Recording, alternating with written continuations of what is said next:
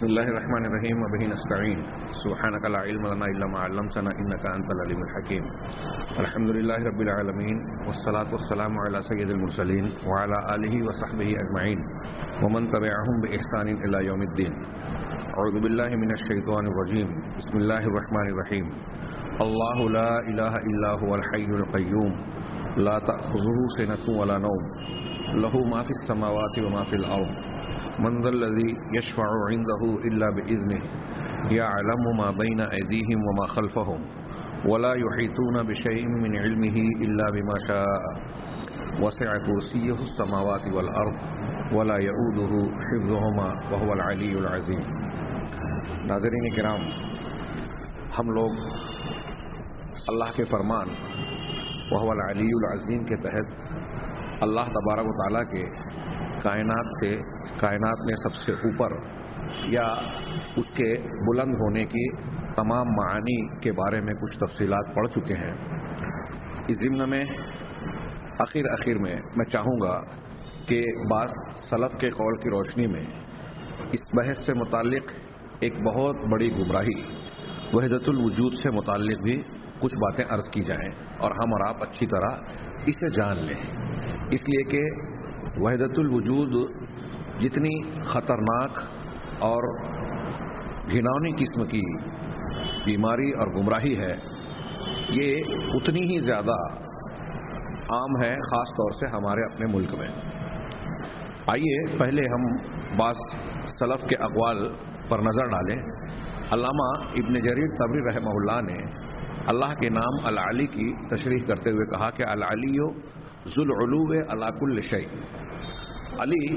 وہ ذات ہے جو ہر چیز پر بلندی اور بالادستی رکھتی ہے، ہر چیز کے اوپر ہے، بالذات، بالغلبہ، بالقہر اور بالقدر و منزلت. تو علو والی ذات کو علی کہتے ہیں. ہوا فوق کل شیء وکل شیء دونہ، وہ ہر چیز کے اوپر ہے اور ہر چیز کائنات کی ہر چیز، ہر مخلوق اس کے نیچے ہے. یہ علامہ ابن جریر طبری کا قول ہے. علامہ ابن خزیمہ رحمہ اللہ مشہور محدث کہتے ہیں واللہ قد وصف نفسه فی غیر موضع من تنزیلہ ووحیہ واعلمنا انہ العلی العظیم، کہ اللہ تبارک و تعالی نے اپنے کلام پاک میں جو اس کی نازل شدہ وحی ہے اس میں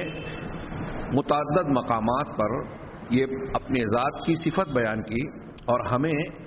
یہ علم دیا، یہ بتایا کہ وہ العلی اور العظیم ہے. اب اس کے بعد وہ کہتے ہیں کہ افلیس العلی یا ذوی الحجہ ما یکون عالیا، تو اے عقل والو، کیا علی وہ ذات نہیں ہے جو بلندی والی ہو، عالی ہو، سب کے اوپر ہو. لا کما تزعم المعطلۃ الجہمیہ انہ اعلی و اسفل و وسط ومع کل شیء. ایسا نہیں ہے، علی کا معنی یہ نہیں ہو سکتا کہ اللہ تبارک و تعالیٰ سب سے اوپر بھی ہو، سب سے نیچے بھی ہو، درمیان میں بھی ہو اور کائنات کی ہر چیز کے ساتھ بھی ہو. وفی کل موضع من ارض و سما، اور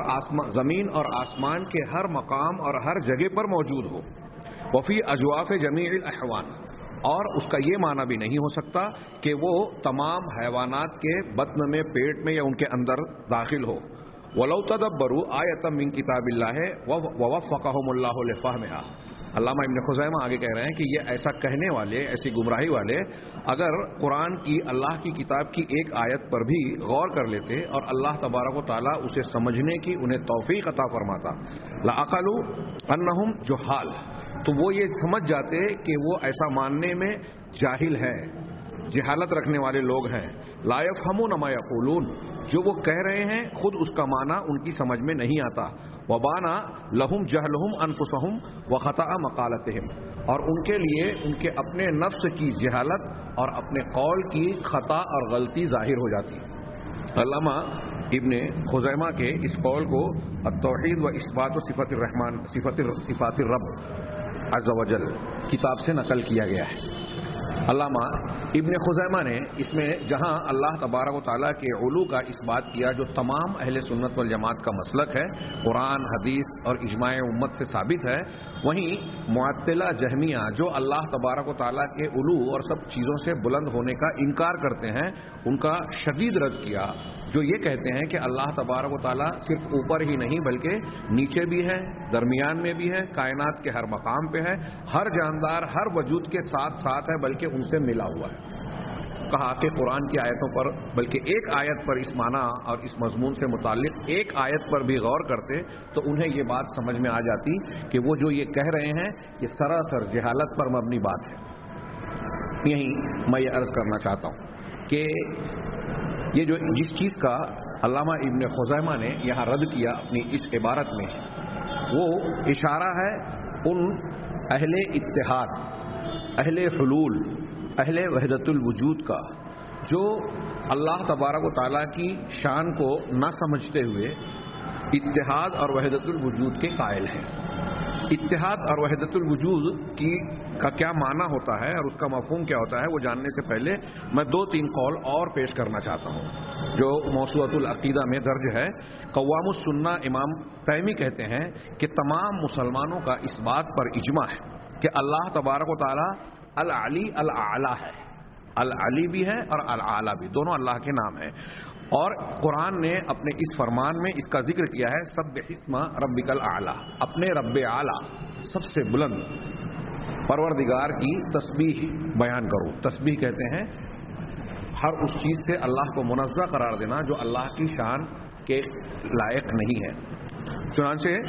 اللہ تعالیٰ نے اپنے آپ کو کہا الاعلی، چنانچہ کہا کہ یہ بات ثابت ہو گئی کہ اللہ تبارک و تعالیٰ کے لیے ذات کا بھی علو ہے، صفات کا بھی علو ہے، قہر و غلبے کا بھی علو ہے، یعنی ہر اعتبار سے اللہ کا علو ہے، یعنی اللہ سب سے بلند ہے، سب سے اوپر ہے، ذات میں بھی سب سے اوپر ہے، صفت و خوبی میں بھی سب سے اعلیٰ ہے، اور غلبے اور قہر کے اعتبار سے پوری کائنات پر اسی کا کنٹرول ہے، سارا نظام وہی چلا رہا ہے، اس کی مرضی کے بغیر، اس کی مشیت کے بغیر ایک پتا بھی نہیں ہلتا۔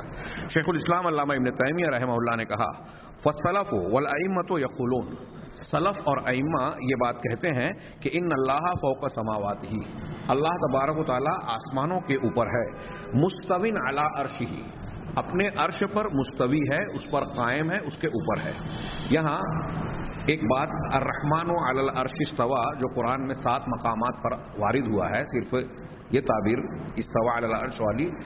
یہاں ایک بات کی میں وضاحت کر دوں کہ استوى کی تشریح یہ حلولی یا اللہ کی صفات کا انکار کرنے والے، تعویل کرنے والے استوى کا معنی استولا کرتے ہیں، یعنی لفظ لکھنے میں اگر آپ دیکھیں تحریر میں تو استوا جس طرح لکھا جاتا ہے بس اس میں واو کے بعد لام کا اضافہ کر دیا، ایک لفظ کی تفسیر کرنے کے لیے لام بڑھا دیا۔ اللہ تبارک و تعالیٰ نے 7 مقامات پر الرحمن علی العرش استوا، استوا علی العرش اس طرح کی تعبیر بیان کی ہے اپنے کلام میں، کسی ایک مقام پر بھی اس کی تشریح کے لیے لام کا اضافہ نہیں کیا، یہ بات کے لوگ کہتے ہیں۔ اہل علم نے اس کا شدید رد کیا اور بتایا کہ عربی زبان میں استوا کا معنی استولا ہوتا ہی نہیں ہے، استوا کا معنی ہوتا ہے صعیدہ، استقر، ارتفع، قام، یہ 4 معنی ہوتا ہے، چڑھا، قائم ہوا، استقرار اختیار کیا، بلند ہوا، یہ معنی لغت میں ہوتے ہیں۔ استولا کا معنی غلبے والا ہونا، ولایت سے، یعنی مملکت اور حکومت پر تسلط اختیار کرنے کو استیلا کہتے ہیں، اسی کا فعل ہے استولا۔ یہ معنی استوا کا عربی زبان میں نہیں ہوتا، نہ ہی قرآن نے، نہ ہی حدیث نے، نہ ہی صحابہ، تابعین اور ائمہ دین نے اس معنی کو بیان کیا ہے، یہ اہل بدعت نے بیان کیا ہے جو کسی بھی طرح سے صحیح نہیں ہے۔ تو یہاں یہ کہہ رہے ہیں شیخ الاسلام کہ مستوین علی عرشہ، اللہ اپنے عرش پر مستوی ہے، اب بائن من خلقہ، اپنی مخلوق سے الگ ہے، اللہ الگ ہے خالق، مخلوق الگ ہے، دونوں ملے ہوئے نہیں ہیں۔ ابھی ہم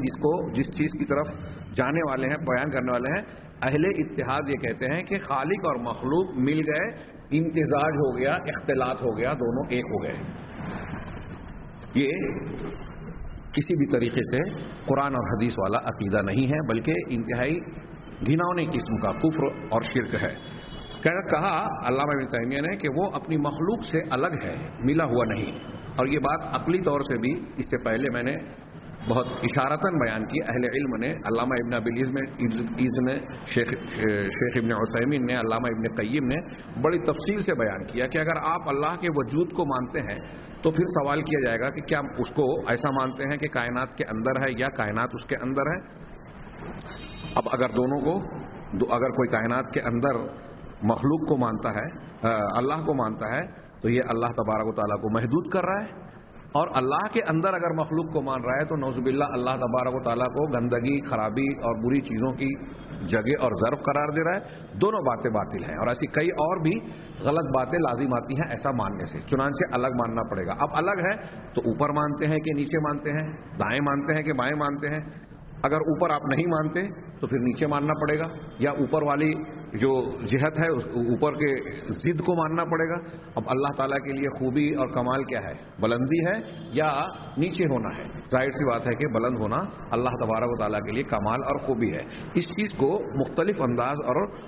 ڈھنگ سے تفصیل کے ساتھ اہل علم نے بیان کیا، اور یہ ثابت کیا کہ عقل سے بھی غور کرے انسان تو یہ ثابت ہوتا ہے کہ اللہ تبارک و تعالیٰ کا اس کائنات میں سب سے اوپر ہونا ہی اللہ کے شایان شان ہے، اس کے لائق و زیبا ہے. چنانچہ یہ کہتے ہیں کہ مخلوق سے الگ ہے، جیسا کہ اس پر قرآن بھی دلالت کرتا ہے، سنت بھی، اور اس امت کے سلف کا اجماع بھی. صحابہ اور تابعین سارے کے سارے اس پر متفق ہے. قرآن بھی کہتا ہے، اور ایک دو دلیلیں نہیں، قرآن اور حدیث کی تقریباً کم و بیش 1000 دلیلیں کہتی ہے اللہ تبارک و تعالیٰ ہر قسم کے علو سے متصف ہے، بلندی رکھتا ہے. آگے علامہ ابن تیمیہ کہتے ہیں وَكَمَا عَلِمَ الْمُبَايَنَةُ وَالْعُلُوُّ بِالْمَعْقُولِ الصَّرِيحِ الْمُوَافِقِ لِلْمَنْقُولِ الصَّحِيحِ. اور جیسا کہ اللہ تبارک و تعالیٰ کا اور مخلوق کا الگ الگ ہونا، اور اللہ کا بلند ہونا، کائنات میں سب سے اوپر ہونا، یہ معقول صریح یعنی عقل صریح، کھلی ہوئی عقل سے جس طرح معلوم ہوتا ہے، ایسی عقل سے جو منقول صحیح یعنی صحیح نقل قرآن حدیث کی صحیح دلیلوں کے موافق ہے. اور وَكَمَا فَطَرَ اللَّهُ عَلَى ذَلِكَ خَلْقَهُ، اور جیسا کہ اللہ تبارک و تعالیٰ نے اپنی مخلوق کو کی فطرت اس کا بنائی ہے، اس فطرت پر پیدا کیا ہے کہ انسان کی فطرت میں یہ بات موجود ہے کہ ہمارا خالق اور مالک اوپر ہے. من اقرارہم بھی، کہ وہ اس کا اقرار کرتے ہیں، اور جب اللہ تبارک و تعالیٰ کی طرف قصد اور ارادہ کرتے ہیں تو اوپری کی طرف کرتے ہیں. اس سے پہلے یہ بات گزری کہ بندہ اگر کہتا ہے دل میں، کبھی بھی کوئی بندہ یا اللہ کہتا ہے تو دل میں اوپر کی طرف رخ پایا جاتا ہے. یہ گویا دل کی اس بات کی شہادت ہے کہ اندر فطرت میں یہ بات موجود ہے کہ اللہ تعالیٰ اوپر ہے، پروردگار اوپر ہے. یہ فطرت کی گواہی ہے. علامہ ابن قیم رحمہ اللہ کہتے ہیں وَهُوَ فَوْقَ سَمَاوَاتِهِ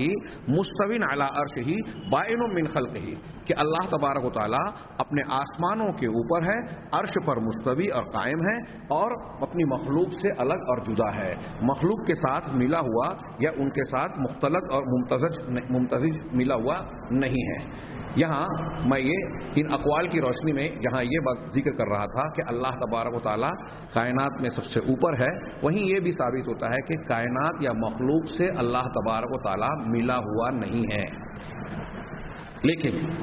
اہل اتحاد، پہلے یہ جان جائیے کہ اتحاد کسے کہتے ہیں. یہ وحدہ سے بنا ہے، انفراد اور اکیلا ہونا، ایک ہونا کے معنی میں. تو جو لوگ دو چیزوں کو ملا کر ایک مان لیتے ہیں، یا ایک سے زیادہ اجسام کو اکٹھا کرنے کے بعد کہتے ہیں کہ یہ ایک ہو گئی، یہ اس معنی پر اتحاد دلالت کرتا ہے. متحد ہونا ہم اردو میں بھی بولتے ہیں. اب اصطلاحی طور پر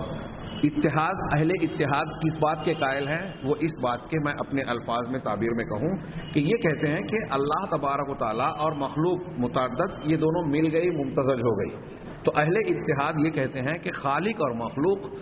اگر دو ذات متحد ہو کر مل کر ایک ہو گئی، تعالی اللہ عما یقولون علوا کبیرا، اللہ تبارک و تعالیٰ اس قسم کے حفوات سے بری اور پاک ہے. لیکن اہل اتحاد اور جن کو اہل حلول یا ہم حلولی کہتے ہیں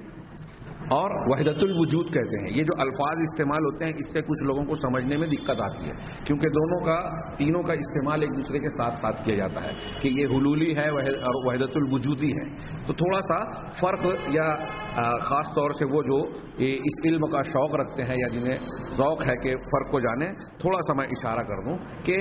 اہل اتحاد اور حلولی لوگوں کو اہل وحدت الوجود بھی کہا جاتا ہے، دونوں کا ایک دوسرے سے لازم و ملزوم کے طور پر استعمال ہوتا ہے. لیکن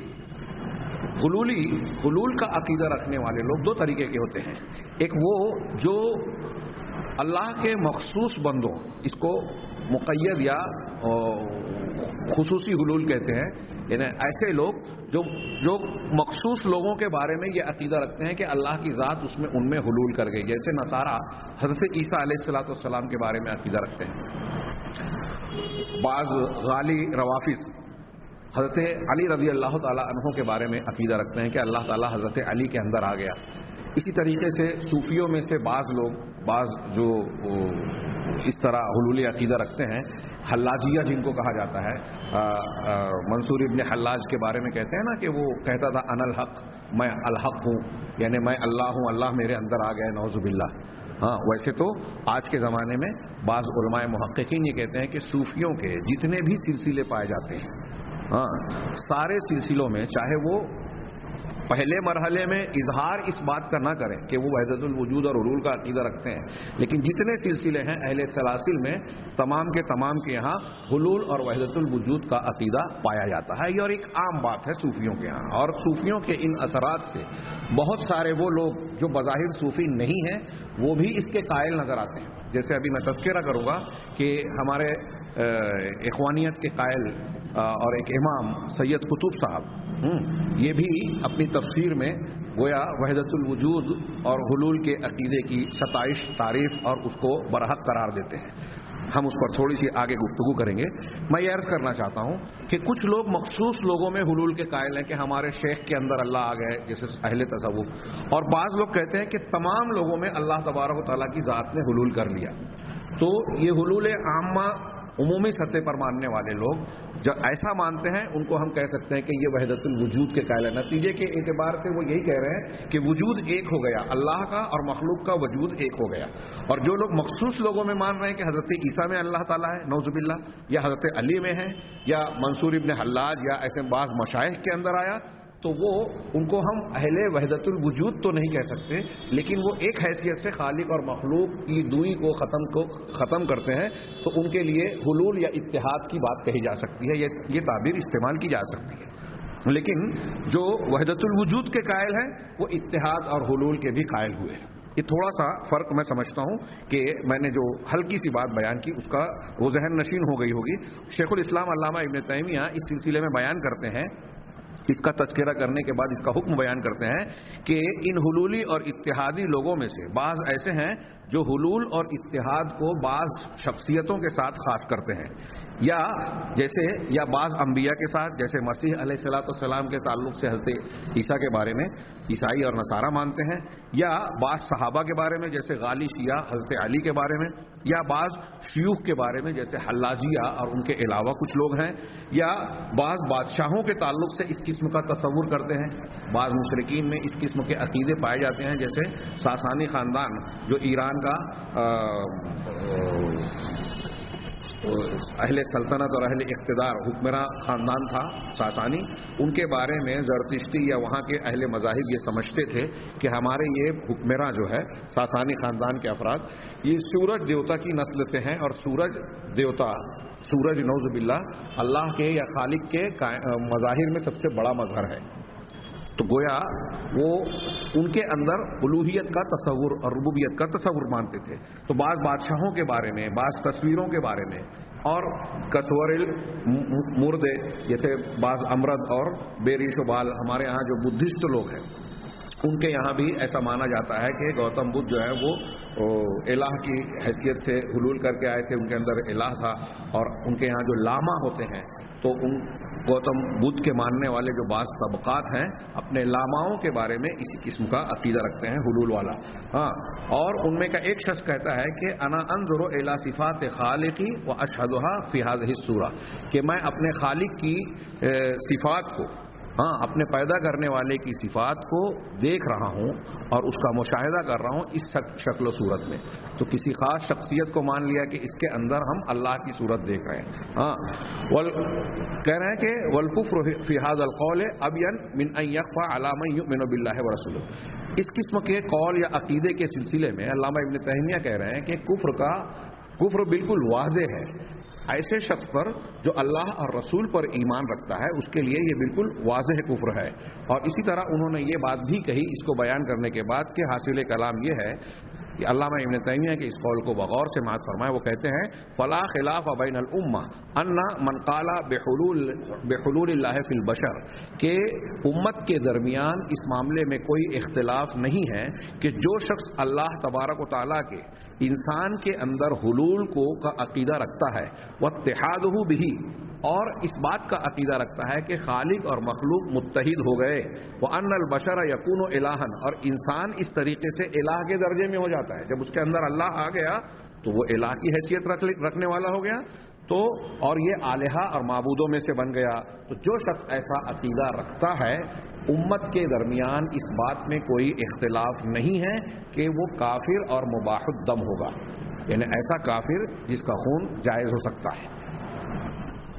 اگر کوئی شخص ایسا عقیدہ رکھتا ہے. اور ہمارے یہاں بہت سارے لوگ جو قرآن حدیث کو ماننے کا، یعنی گویا اللہ اور رسول کو ماننے کا دعویٰ کرتے ہیں، ان کے یہاں آج تصوف کے راستے سے،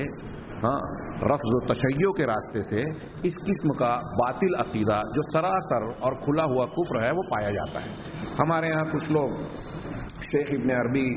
اور ابن فارس کے تعلق سے بحث کرتے ہیں کہ وہ کافر تھے یا نہیں تھے، اور اس کی بنیاد اس سلسلے میں جو اختلاف ہے تو اس کی بنیاد محقق علماء کہتے ہیں کہ دراصل اہل تصوف جو ہے وہ کچھ اجمالی اور مبہم قسم کی عبارتیں استعمال کرتے ہیں اپنے اس باطل عقیدے کو بیان کرنے کے لیے. عوام کے سامنے اس قسم کی فلسفیانہ بحث اختیار کرتے ہیں کہ اس کی تعویل کر سکیں یا اس کا معنی اور مفہوم واضح نہ ہو پورے طریقے سے، جس کی وجہ سے بہت سارے لوگ ان کے دامے فریب میں آ جاتے ہیں. اور بعض علماء بھی یہ بات کہتے ہیں کہ چونکہ وحدت الوجود کا عقیدہ کچھ ایسے گہرے فلسفیانہ مباحث پر مشتمل ہے، اس میں اس طرح کی باریکیاں ہیں کہ عوام بلکہ بہت سارے خواص اسے سمجھ نہیں پاتے. امداد اللہ مہاجر مکی صاحب نے کہا کہ وحدت الوجود کا عقیدہ برحق ہے، لیکن چونکہ عارفین اسے بہت سارے عارفین سمجھ نہیں پاتے تو عوام اس کو کیا سمجھ پائیں گے. لہذا اس سمجھ نہ پانے کے پردے میں وہ اس کو گویا جواز بناتے ہیں کہ ہمارے بہت سارے بڑے بڑے مشائخ جو اس کے قائل ہیں تو یہ درست ہوگا. لیکن ساری بحثوں سے قطع نظر قرآن اور حدیث کوئی چیزتا یا معمہ نہیں ہے، یہ حق کو بالکل صاف صاف بیان کرتا ہے. اور قرآن و حدیث نے خاص طور سے توحید کے مضمون کو اللہ تبارک و تعالیٰ کے اس کے اسماء، صفات، ذات، ہر اعتبار سے وحدہ لا شریک ہونے کے عقیدے کو بالکل صاف ستھرا واضح بیان کیا. تمام انبیاء کرام کی دعوت کی یہ بنیاد تھی. اس میں کوئی الجھن پیش اور الجھاؤ نہیں رکھا کہ لوگوں کی سمجھ میں نہ آئے وحدت الوجود کے اس فلسفیانہ عقیدے کے کی طرح، اور نہ ہی عقیدہ توحید کوئی فلسفیانہ اور منطقیانہ مسلک ہے کہ اس کو سمجھنے میں دقت و دشواری ہو. یہ جس طرح پڑھے لکھے آدمی کو آسانی سے سمجھ میں آ سکتی ہے اس کے درجے اور معیار کے مطابق، اسی طریقے سے ایک جاہل اور بغیر پڑھے لکھے آدمی کو بھی جس کا عقل و شعور سلامت ہے اسے آسانی سے سمجھ میں آ سکتی ہے. اس میں کوئی دو رائے نہیں ہے. قرآن اور حدیث لوگوں کی ہدایت کے لیے آیا ہے، اور اس ہدایت نے توحید کے مضمون کو، عقیدے کے مضمون کو بالکل واضح بیان کیا ہے. اب اس میں فلسفیانہ گفتگو کر کے الجھاؤ پیدا کرنا اور پھر اس سلسلے میں ایسی باتیں پیش کرنا جو قرآن اور حدیث کے مضامین سے کھلے طور سے ٹکراؤ رکھتی ہے، اور پھر اس کے بعد یہ کہنا کہ ہماری سمجھ میں نہیں آتی اس لیے ہم اس کو نہیں کہیں گے، اس لیے درست بات نہیں ہے. بہت سارے علماء محققین نے، آج عرب علماء کی آپ کتابیں پڑھیں، ان محققین نے علامہ بقائی اور دوسرے بڑے بڑے علماء اور مفسرین کے اقوال نقل کیے ہیں کہ جن کو شیخ اکبر کہا جاتا ہے ابن عربی، اس کی کتاب فتوحات مکیہ، فصوص الحکم، ان کتابوں میں جو عبارتیں موجود ہے ہم اس کے ظاہری الفاظ اور معنی کی بنیاد پر، جن کی ظاہری طور پر تعویل نہیں ہوتی اور اس کا جو معنی واضح طور پر نظر آتا ہے، اس کی بنیاد پر اس میں کوئی شک نہیں کرتے کہ اس میں صراحتاً کفر موجود ہے، وہ کفر اور تکفیر کے لائق ہے. ابن فارس اور ابن عربی کے اقوال یا عقائد جو وحدت الوجود اور حلول پر مشتمل ہیں ان کی تعویل نہیں کی جا سکتی، جس میں دوسری معنی اور مفہوم کی گنجائش نہیں ہے۔ اس کی بنیاد پر ان کے لیے، ان عقائد کے ماننے والوں کے لیے کفر کے علاوہ اور کوئی بات نہیں کہی جا سکتی۔ یہ اہل تحقیق نے بالکل صاف صاف کہا۔ اب ایسے عقیدے کو فلسفیانہ بحث میں لپیٹ کر قرآن اور حدیث کے معنی اور مطالب میں ہیج پیش کیا جاتا ہے۔ جیسے ابھی ہم نے پڑھا استوا، اس کا معنی بدل کر کچھ بیان کیا گیا۔ واللہ وہو معکم اینما کنتم، اللہ تمہارے ساتھ ہے تم جہاں کہیں بھی ہو۔ میں نے اس سے پہلے بیان کیا کہ اللہ کا ساتھ ہونے کا مطلب کیا ہے۔ ساتھ ہونے میں ایک معنی ہوتا ہے اختلاط، جیسے کہا جاتا ہے اللبن مع الماء، دودھ پانی کے ساتھ۔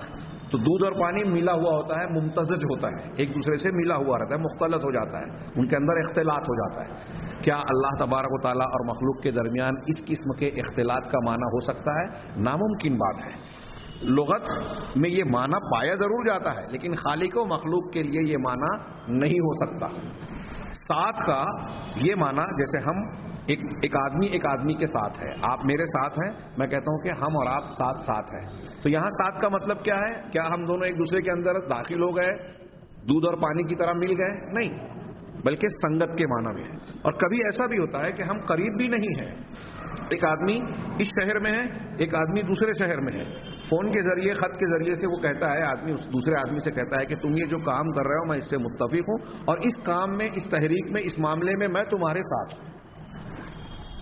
تو میں تمہارے ساتھ ہوں یعنی تمہاری تائید کرتا ہوں، تمہارا تعاون کروں گا، اس معاملے میں میں جو مدد کر سکتا ہوں وہ مدد کروں گا، یہ ساتھ کا معنی ہے۔ اہل علم نے عربی زبان کے لغت کے حوالے سے یہ بیان کیا کہ ساتھ کے یہ جو الگ الگ معنی ہے، مل جانا یعنی امتزاج و اختلاط، سنگت یعنی معیت، ساتھ ہونا کسی کے ساتھ اور سنگت اختیار کرنا، یا کسی کی تائید اور موافقت کرنا، یہ معیت کے جتنے معنی ہیں یہ سب لغوی اعتبار سے مع کا حقیقی معنی ہے، مجازی یا لغوی معنی نہیں ہے۔ تو اب کچھ لوگ کہتے ہیں کہ اللہ تبارک و تعالیٰ نے جب کہا کہ اللہ تمہارے ساتھ ہے تو اس کا حقیقی معنی یہ ہے کہ اللہ اپنی ذات کے ساتھ تمہارے پہلو بپہلو ہے، ہر جگہ پر موجود ہے۔ چنانچہ اس قسم کا معنی کرتے ہوئے انہوں نے قرآن کے بہت سارے مضامین کو، اللہ تبارک و تعالیٰ کے ناموں کو نہ صرف رد کیا بلکہ ان کی تحریف کی، اس کو الٹ پلٹ دیا۔ ابھی ہم جس نام کو پڑھ رہے ہیں العلی، وہو العلی العظیم، العلی کے مقارن اللہ تبارک و تعالیٰ کا نام ہے الظاہر۔ ان ناموں کے معنی کو بھی انہوں نے بدل دیا۔ یہ جن لوگوں کا تذکرہ پڑھا پچھلے دروس میں نے تذکرہ کیا کہ جو اہل اتحاد ہے، جو حلولی ہے، اور جو معطلہ جہمیہ ہے، یہ الگ الگ قسموں کے لوگ یہ اللہ تبارک و تعالیٰ کے ان ناموں کا انکار کرتے ہیں، ان کی باطل اور فاسد تعویل کرتے ہیں۔ اب یہ لوگ جو یہ کہتے ہیں کہ اللہ ہر جگہ ہے، اللہ ہر جگہ ہے، جب یہ کہتے ہیں تو ان کا ایک قول ہے، ان کی کتابوں میں موسوعہ میں اسے نقل کیا ہے صاحب موسوعہ نے، کہ جب اللہ تبارک و تعالیٰ ہر جگہ ہے، کائنات کے ہر مقام پر ہے، تو پھر کس کے اوپر ہے اللہ؟ علی من یعلو، کہ اللہ تعالیٰ کس کے اوپر ہوگا جبکہ اللہ تبارک و تعالیٰ ہر چیز کے ساتھ ہے، ہر چیز کے اندر موجود ہے۔ ظاہر سی بات ہے کہ یہ بالکل باطل اور ناقابل قبول بات ہے۔ یہی ہم ایک معنی یہ بھی دیکھتے ہیں کہ اللہ تبارک و تعالیٰ کے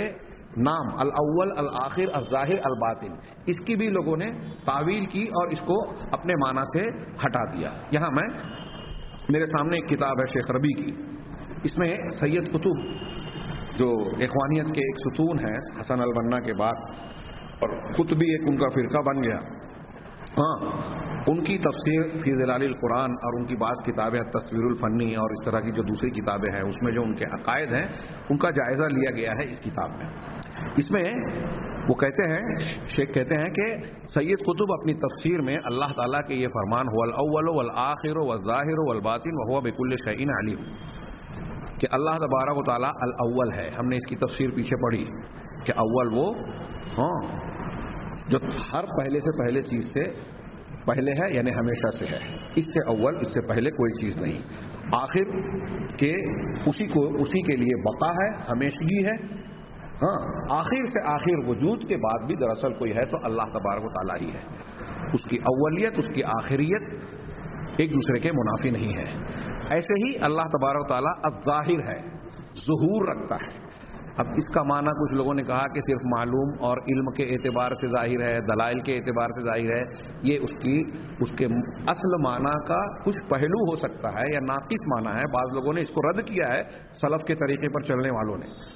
حقیقی معنی الظاہر کا کیا ہے؟ جو اللہ کے نبی صلی اللہ علیہ وسلم کہ انت الظاہر فلیس فوقک شیء، تو ظاہر ہے، تجھ سے اوپر کوئی نہیں. جو چیز جتنی زیادہ ظاہر اور واضح ہوگی وہ اتنی زیادہ اونچائی اور بلندی والی ہوگی. تو گویا ظاہر اور علو،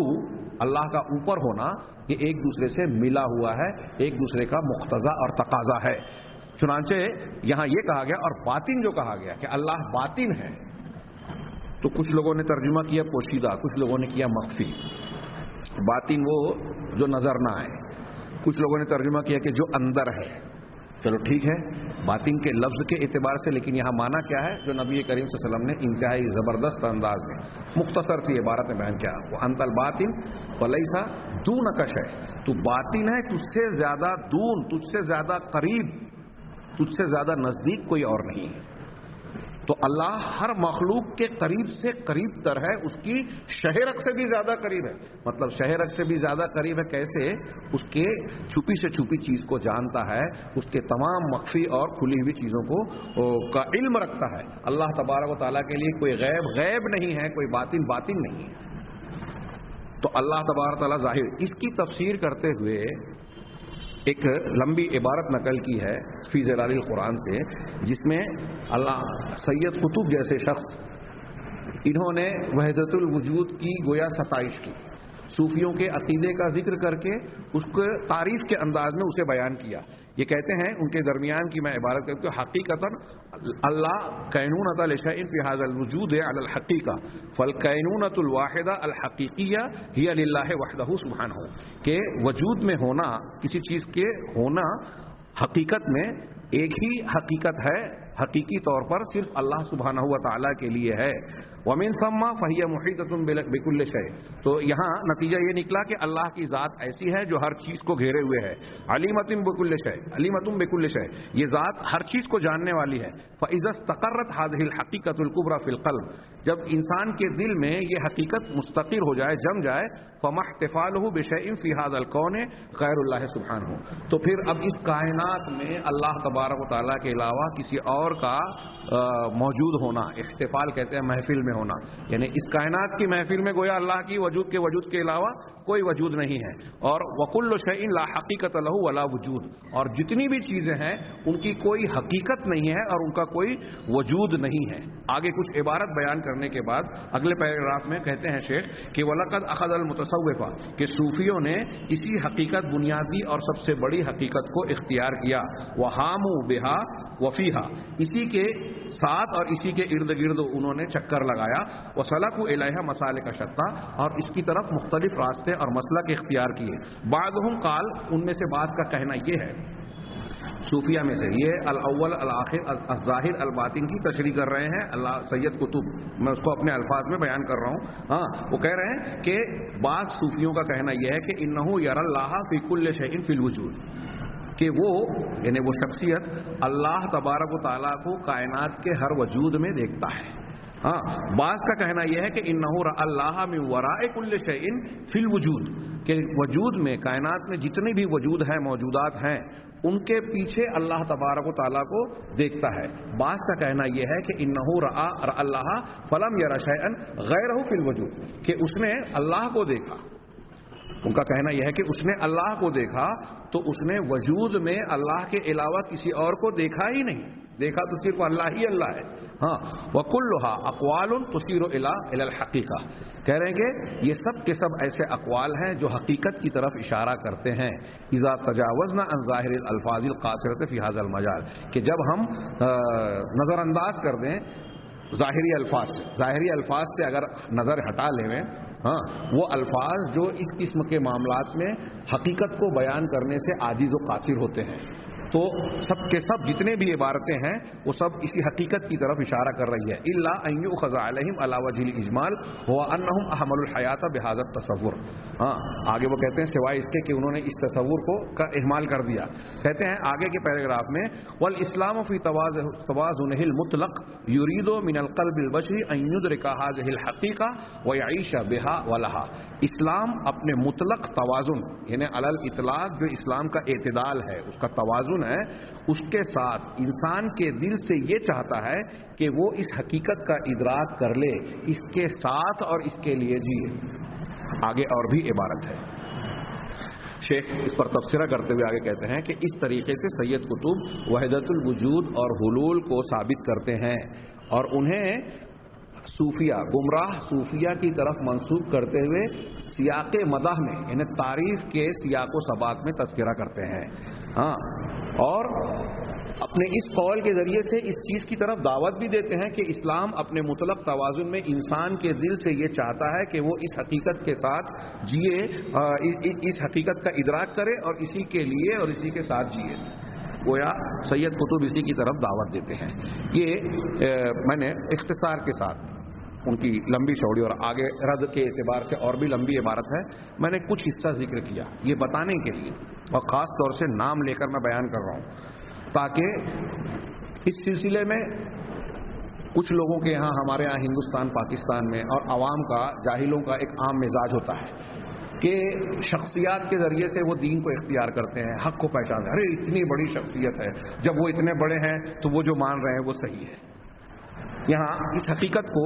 شیطان فراموش کروا دیتا ہے کہ صرف انبیاء کرام علیہ الصلوۃ والسلام کی ذات بابرکات ایسی ہوتی ہیں جو معصوم ہیں جن کی کوئی بھی بات جو ثابت شدہ ہو انسان کے لیے قبول کر لینا لازم اور واجب ہے. اللہ کے نبی کے علاوہ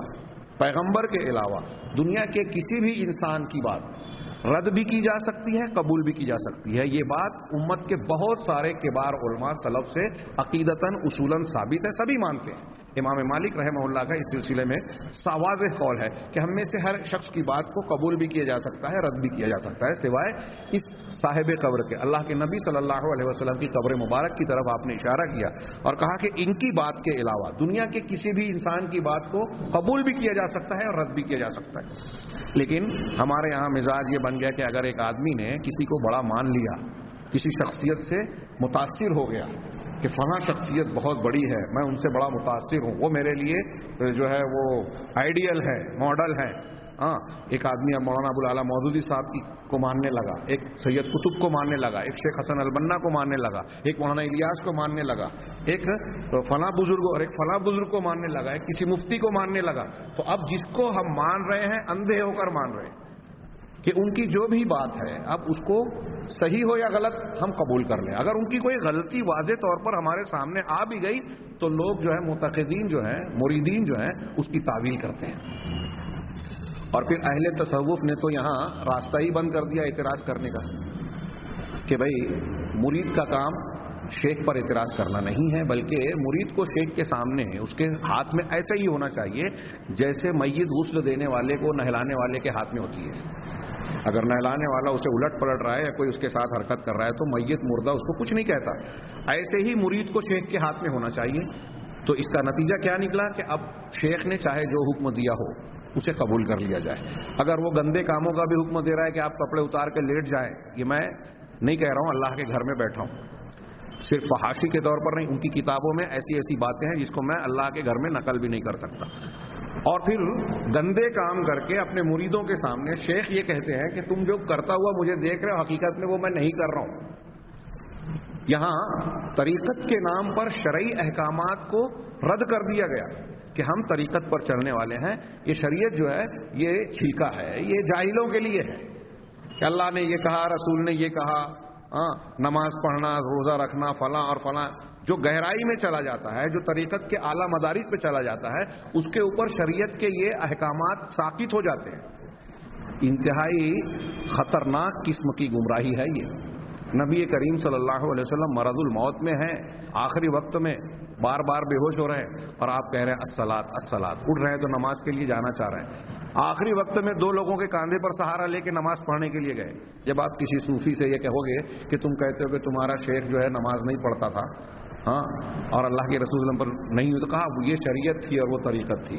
اگر طریقت کا درجہ شریعت سے اونچا ہے تو کیا نبی کریم صلی اللہ علیہ وسلم سے اس پیر صاحب کا درجہ بلند ہو گیا جن پر نماز ساقط ہو گئی، جن پر روزہ فرض نہیں رہ گیا؟ ایسے ہمارے یہاں کتنے لوگ آج اپنے بزرگوں کو مانتے ہیں کہ ان کے لیے روزہ نہیں ہے، ان کے لیے نماز نہیں ہے۔ جب ہم یہ کہتے ہیں تو وہ کہتے ہیں کہ نہیں، ان پر ان کا معاملہ الگ ہے، شریعت کا معاملہ الگ، طریقت کا معاملہ الگ۔ یہاں تک کہ ان کی کتابوں میں یہ اقوال بھی پائے جاتے ہیں کہ ان کے بعض مشائخ کا درجہ انبیاء کے درجے سے اونچا ہے، نعوذ باللہ من ذالک۔ علامہ ابن تیمیہ اور دوسرے اہل علم نے یہ بیان کیا ہے دلائل کی روشنی میں کہ اگر دنیا کا کوئی مسلمان کہلانے والا شخص کسی بھی نبی کے مقابلے میں، چاہے وہ کم درجے کا پیغمبر ہو، جو نبی ہے جس کا قرآن و حدیث سے نبی ہونا ثابت ہے، اس کے مقابلے میں اگر کسی غیر نبی کو اس سے بہتر مانے تو وہ کافر ہو جائے گا، کیونکہ قرآن حدیث کے صریح اور واضح دلائل سے یہ بات ثابت ہے کہ انبیاء کرام علیہ الصلوۃ والسلام کا درجہ تمام انسانی جمعیت میں، پورے انسانی معاشرے میں قیامت تک پیدا ہونے والے لوگوں میں سب سے اونچا ہے۔ انبیاء میں پھر جو رسول ہیں، رسول میں جو اولو العزم رسول ہیں، اولو العزم میں 2 خلیل ہیں، 2 خلیل میں جو خاتم النبیین ہیں، ان کا درجہ بدرجہ اہل سنت والجماعت کے عقیدے کی تفصیل کو میں نے اختصار کے ساتھ بیان کیا۔ تو بات کہاں سے کہاں تک جاتی ہے جب آدمی اس گمراہی کو اختیار کرتا ہے۔ شریعت کا گویا پوری بساط ہی الٹ دی گئی تصوف کے نام پر۔ قرآن اور حدیث سے جس چیز کو ثابت کرنے کے لیے پیغمبر جن چیزوں کی تعلیم دینے کے لیے آئے تھے اس کو بالکل پلٹ دیا گیا۔ اور یہاں جو ہمارے یہاں اہل تحقیق اور عقلانیین کہلا رہے ہیں، یہ بھی دراصل اہل سیاست تھے، عوام اور جمہوریت والے اثرات سے متاثر تھے، اس لیے ان کے یہاں ایک مزاج یہ پایا جاتا ہے، یہ اخوانیت اور جماعت اسلامی کے مزاج میں، کہ لوگوں کے سامنے وہ پیش کیا جائے جو لوگوں کی طلب ہے، لوگوں کے مزاج کے موافق چیز پیش کی جائے۔ ہاں، اتحاد کے نام پہ لوگوں کو خوش کرنے کے لیے جیسا ماحول ہے ویسا عقیدہ اور دین اختیار کر لیا جائے۔ ہاں، عید میلاد النبی کا جلوس نکل رہا ہے تو شیخ حسن البنا صاحب اس جلوس میں نکل گئے، نعتیہ کلام جس میں شرکیہ کلام ہے وہ بھی پڑھنے لگے، کتابوں میں یہ چیزیں محفوظ ہیں۔ ہاں، اسی طریقے سے ہم ہندوستان کے لوگوں کو دیکھتے ہیں، حکومت اور الیکشن کا پیریڈ ہے تو حکومت اور سیاست کی مصلحت کی بنیاد پر شرعی احکامات کو جو ہے پس پوش ڈال دیا اور لیڈی امیدوار کی جو ہے تائید کر دی مولانا ابوالعلا مودودی صاحب نے، فاطمہ جناح کی۔ ایسے ہی عقیدے کے معاملے میں ایک دنیا کو دیکھ رہے ہیں ہم کہ ہندوستان، پاکستان میں اور بہت سارے دوسرے ممالک میں بھی، جیسے لبنان ہے، دوسری جگہوں پہ، مصر میں، یہ تصوف کے مختلف سلسلے پائے جاتے ہیں اور اس کی جڑیں بڑی مضبوط نظر آتی ہیں۔ اور تصوف دراصل یہ اسلام کے خلاف سازش کی بنیاد پر پیدا کیا گیا۔ اس کے تانے بانے رافضیت سے اور باطنیت سے ملتے ہیں۔ باطنیہ کا وجود ہی اسلام کو نقصان پہنچانے کے لیے کیا گیا، اور اس کا ایک ثبوت لوگ پیش کرتے ہیں کہ باطنیت اور رافضیت سے اس کا تعلق ہے کہ تصوف کے جتنے بھی سلسلے آپ دنیا میں پائیں گے سب کا سلسلہ جا کے اہل بیت سے جڑتا ہے۔ اور باطنیہ کا یہ ایک مقصد اور ٹارگیٹ تھا کہ عام مسلمانوں کو اگر ہم چاہتے ہیں کہ اپنے دامے فریب میں ان کو پھانسیں، ان کو گمراہی کا شکار بنائیں، تو ہم اگر کوئی بات کہیں گے کہ قرآن یہ کہتا ہے، حدیث یہ کہتی ہے، تو وہ نہیں مانیں گے۔ ہم اگر یہ کہیں گے کہ قرآن کا یہ معنی ہے، حدیث کا یہ معنی ہے، یہ اہل بیت کے فلاں امام صاحب کا کہنا ہے اور ہم اس امام کی تقلید کرتے ہیں، اس امام کے پیچھے چل رہے ہیں، تو اہل بیت کے نام سے، اہل بیت کے افراد کے اور ان کے ائمہ کے نام سے اگر کوئی بات کہی جائے تو عام مسلمان اسے آنکھ بند کر کے قبول کر لیتا ہے، اس کی تحقیق نہیں کرتا۔ یہ عقیدت اور اندھی تقلید کے مزاج کی بنیاد پر وہ بغیر جانے بوجھے صرف انتصاب کی بنیاد پر اسے قبول کر لے گا۔ اور آج مسلمانوں میں ایسی بہت ساری چیزیں رائج ہیں جو صرف بڑے ناموں کی طرف نسبت کر کے لوگوں میں رائج کر دی گئی۔ اب اگر ہم یہ کہتے ہیں سید قطب صاحب وحدت الوجود کے عقیدے کے قائل تھے، یہ سورہ حدید کی آیت والاول والآخر والظاہر والباطن کی تفسیر میں ان کے یہاں آپ اٹھا کے دیکھ لیں فی ظلال القرآن میں۔ اسی طرح سورہ اخلاص قل هو اللہ احد، ہم آگے انشاءاللہ اس کی بھی تفسیر پڑھیں گے، اس کی تفسیر میں بھی انہوں نے صراحتاً وحدت الوجود کے عقیدے کی تائید کی ہے۔ لیکن جب آپ اخوانیوں سے اور جماعت اسلامی کے لوگوں کے سامنے پیش کریں گے تو بجائے اس کے کہ وہ یہ مانے کہ یہ خطا ہو گئی ہے، جیسا کہ میں نے عرض کیا نا کہ بڑے نام ہیں، اب تو جس کو مان لیا تو جن شخصیتوں پر کوئی شخص عقیدت کا پردہ چڑھا دیتا ہے تو وہاں اپنے آپ کو اندھا بنا لیتا ہے، اب ان کی غلطیوں کو بھی صحیح بنانے کی کوشش کرتا ہے۔ میرے سامنے جو کتاب ہے شیخ ربیع کی، میں اگر اسے پیش کروں تھوڑی علمی قسم کی بات ہو جائے گی، بات سننے والوں کو شاید وہ بات جو ہے ایسا لگے کہ مولانا ایسی باتیں چھیڑ رہے ہیں جو ہم کو سمجھ میں نہیں آ رہی ہیں یا اس کی اتنی ضرورت نہیں ہے، لیکن طالبان علم کے لیے، اہل تحقیق کے لیے یہ ممکن ہے کہ وہ اس کتاب کی طرف رجوع کریں۔ اضواء الاسلامیہ علی عقیدت سید قطب و فکری، کہہ رہے ہیں یہ شیخ ربیع بن ہادی بن عمیر المدخلی کی کتاب ہے، اس کی طرف رجوع کریں۔ بعض اس کے علاوہ دوسری کتابیں بھی ہیں جس میں اس کا جائزہ لیا گیا ہے، ان کے عقائد کا اور ان کے تفسیر میں جو اغلاط اور غلطیاں ہوئی ہیں ان کی تفصیلات بیان کی گئی ہیں۔ تو کچھ لوگ سید اعظم عبداللہ اعظم اور ان کے اقوال کو انہوں نے نقل کیا کہ سید قطب کا دفاع کرتے ہوئے انہوں نے کہا کہ سورہ بقرہ میں انہوں نے وحدت الوجود کا انکار کیا، قرآن کے کئی مقامات پر انہوں نے خالق اور مخلوق کو الگ الگ کہا، اور پھر انہوں نے اس کا رد کرتے ہوئے کہا کہ سورہ بقرہ میں یہ بات کہی، اب سورہ حدید میں هو الاول والآخر والظاہر والباطن کے تحت وہ وحدت الوجود پیش کر رہے ہیں، تو کیا آپ یہ مانیں گے؟ ہاں، اس میں کچھ لوگوں نے تعویل کی کوشش کی کہ یہاں پہلے تھا، بعد میں ان کی تحقیق ہوئی اور ایسا ہوا اور ایسا ہوا، تو بعد والی بات کو پہلے والی کا ناسخ و منسوخ مانا جائے گا؟ یہ اللہ تبارک و تعالیٰ اور اس کے رسول کی شان ہوتی ہے کہ ان کے مختلف کلام اگر دو مقامات پر الگ الگ ہے تو ان کو ملایا جاتا ہے، تطبیق دی جاتی ہے، اور اللہ اور صرف رسولوں کی یہ شان ہوتی ہے کہ وہ اگر ان سے خطا ہو گئی تو ان کی فوراً اصلاح ہو جاتی ہے، باقی شخصیات سے اگر خطا ہوتی ہے تو ان کی خطا کو خطا مانا جاتا ہے، ان کے صحیح کو صحیح مانا جاتا ہے، اگر وہاں انہوں نے صحیح کہا ہے تو یہاں غلط کہا ہے۔ ہاں، اور پھر انہوں نے اور بھی جائزہ لیا اور ابن عربی، ابن فارض اور ان لوگوں کے اقوال کو، علامہ بقائی وغیرہ کے اقوال کی روشنی میں یہ بیان کیا ہے کہ یہ جو سید قطب کی صفائی میں جو کچھ لوگوں نے اس قسم کی باتیں بیان کی ہیں وہ قابل قبول اور علمی معیار کے اعتبار سے وہ مدلل اور مضبوط نہیں ہے۔ بہرحال میں یہ عرض کرنا چاہتا ہوں کہ دیکھیے، سید قطب جیسا شخص یہ تصوف والے بظاہر شخصیت نہیں ہے، لیکن تصوف کا اتنا گہرا اثر آج عالم اسلام پر ہے کہ ایسی شخصیات جو بظاہر محقق ہیں، تفسیر لکھ رہے ہیں، ہاں، وہ بھی اس سے متاثر ہوئے بغیر نہیں رہے، اور ہم ہندوستان پاکستان میں بہت بڑے بڑے شخصیات کو دیکھتے ہیں، اور عجیب بات یہ ہے کہ جو لوگ تصوف سے وابستہ ہوتے ہیں وہی انہی کو گویا ایک قسم کی شہرت اور تشہیر ملتی ہے۔ جو تصوف کی مخالفت کرتا ہے ہمارے یہاں دینی حلقوں میں عام طور سے اسے وہ قبولیت عامہ کا درجہ نہیں ملتا، بظاہر یہ کچھ لوگوں کا تذکرہ ہے، ہو سکتا ہے اس سے اختلاف ہو، تو یہ ملحوظ رہے کہ اللہ تبارک و تعالیٰ کا یہ فرمان هو الاول والآخر والظاہر والباطن کی تشریح جو ہم نے پہلے پڑھی، اللہ کے نبی صلی اللہ علیہ وسلم نے جو اس کا معنی اور مفہوم بیان کیا، الظاہر کو اس کا معنی بیان کرتے ہوئے اس کی مخالف چیز کی ضد بیان سے وضاحت کی کہ وہ ظاہر ہے یعنی اوپر ہے، تو مطلب اس کے لیے نیچے ہونے کا کوئی معنی نہیں ہوتا، ظہور کے معنی ہے۔ اسی طرح باطن، اس میں اللہ تبارک و تعالیٰ کے علم کے احاطے کا ذکر ہے، گویا زمانی اور مکانی اعتبار سے اللہ تبارک و تعالیٰ نے ہر اعتبار سے احاطہ کر رکھا ہے۔ اب یہاں تھوڑا سا میں اشارہ کروں، سننے والے یہ سوچ سکتے ہیں کہ وحدت الوجود پر استدلال کرنے والے لوگوں نے مختلف قسم کی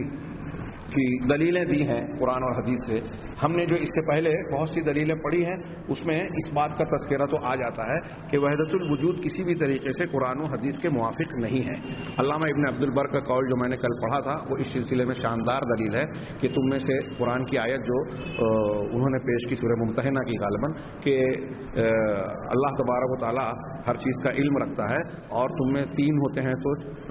اللہ چوتھا ہوتا ہے، 5 ہوتے ہیں تو اللہ چھٹا ہوتا ہے، ہاں، اور اللہ تبارک تعالیٰ تمہارے ہر بات کو جانتا ہے، قیامت کے دن تمہارے متعلق خبر دے گا۔ اس آیت کی تفسیر کرتے ہوئے کہتے ہیں کہ تمام اہل علم کا اس بات پر اتفاق ہے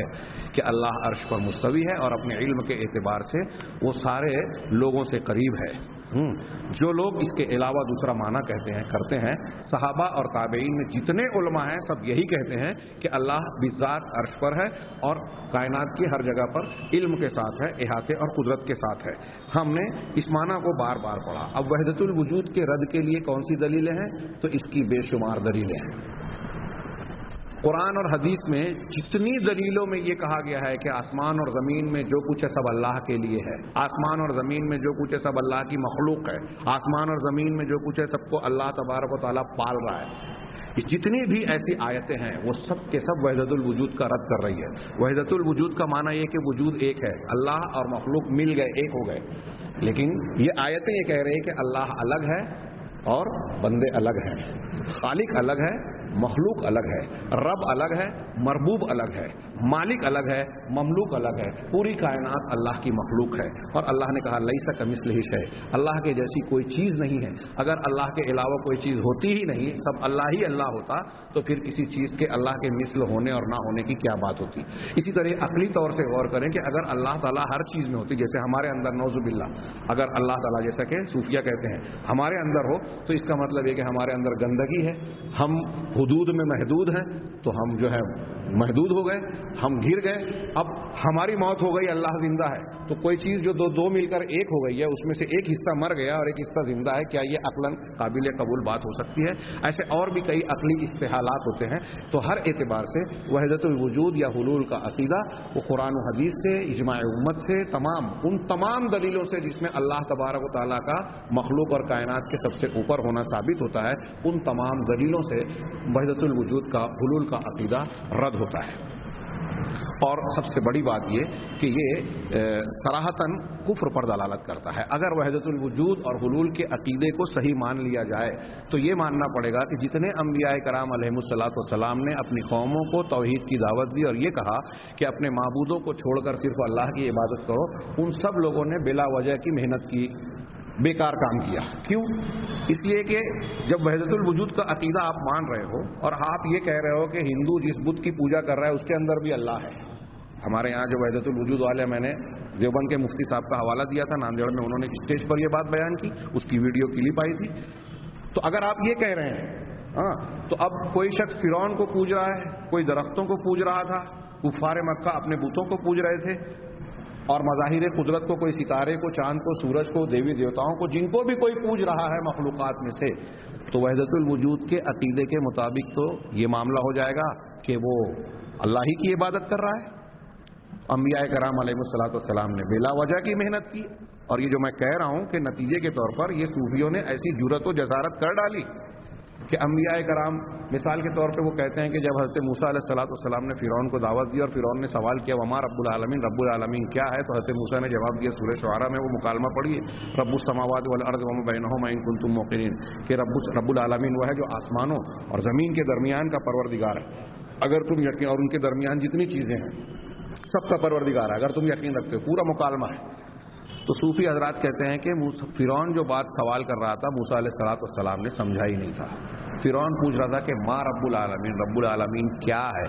اور موسیٰ علیہ السلام جواب دے رہے تھے کس سوال کا، کہ رب العالمین کون ہے. یہ ان کی انتہائی جہالت، اور جہالت کے ساتھ اللہ اور اس کے پیغمبر کے خلاف ایک گستاخانہ قسم کی جرأت اور جسارت ہے. حضرت موسیٰ علیہ الصلوۃ والسلام فرعون کے سوال کو بھی سمجھ رہے تھے، اس کے مقصد کو بھی جان رہے تھے. پیغمبر سے زیادہ ذہین یہ کوئی بھی دنیا کا شخص نہیں ہو سکتا، کتنا بڑا بھی صوفی مشائخ ہو، ہوا میں اڑے، پانی پہ چلے، چاہے جیسا دعویٰ کرے. تو بہرحال خلاصہ کلام یہ کہ وحدت الوجود اور حلول کے عقیدے نے گویا شریعت کی بنیاد کو ہی کھوکھلا کر دیا. جو لوگ ایسا مانتے ہیں وہ تمام کتابوں، تمام رسولوں کی بنیادی اور پہلی تعلیم توحید پر ضرب لگاتے ہیں. جو وحدت الوجود اور حلول کا عقیدہ رکھتا ہے وہ توحید پر نہیں ہے، اسلام کے عقیدے پر نہیں ہے. ایسا شخص ماننے والا، جیسا کہ علماء امت کا اتفاق ہے، وہ فلسفیانہ کتنی بھی بحث کرے، اگر وحدت الوجود اور حلول کو مان رہا ہے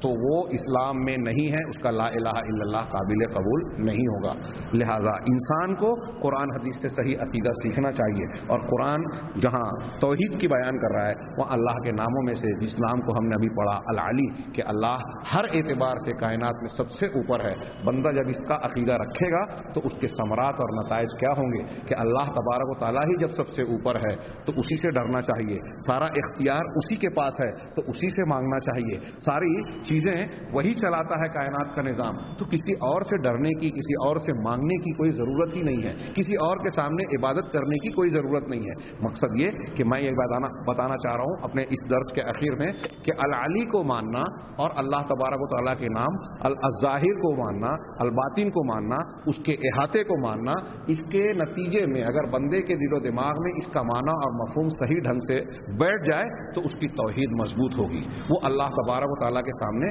اس کی عظمت اور بڑائی کا قائل ہوگا، اس کے سامنے اپنے آپ کو حقیر بندہ سمجھے گا، اپنی ضرورتوں کو صرف اللہ کے سامنے پیش کرے گا، اور اللہ تبارک و تعالیٰ کے بارے میں جب یہ جانے گا کہ وہ ہر چیز پر ظاہر ہے اور چھپی سے چھپی الباطن بھی ہے، یعنی اس کے سامنے کوئی چیز کائنات کی چھپی ہوئی نہیں ہے، مخفی سے مخفی چیز راز کو بھی جانتا ہے، تو بندہ اس بات سے شرمائے گا کہ میں اکیلے میں، تنہائی میں، اندھیروں میں اللہ کی نافرمانی کروں، اس کے حکم کی خلاف ورزی کروں۔ نتیجہ یہ کہ اللہ کے ان ناموں کو اگر بندہ صحیح ڈھنگ سے جان جائے اور اس کے تقاضوں کو مان لے تو وہ بندگی میں اعلیٰ سے اعلیٰ مقام کو پہنچتا جائے گا، اس کے اندر بندگی کے اچھے اوصاف اور خوبیاں پیدا ہوگی۔ اللہ تبارک و تعالیٰ سے دعا ہے کہ وہ ہمیں اپنی ذات کی، صفات کی صحیح معرفت سے نوازے اور اس کے ذریعے سے دنیا اور آخرت میں کامیابی عطا فرمائے۔ وآخر دعوانا ان الحمد للہ رب العالمین۔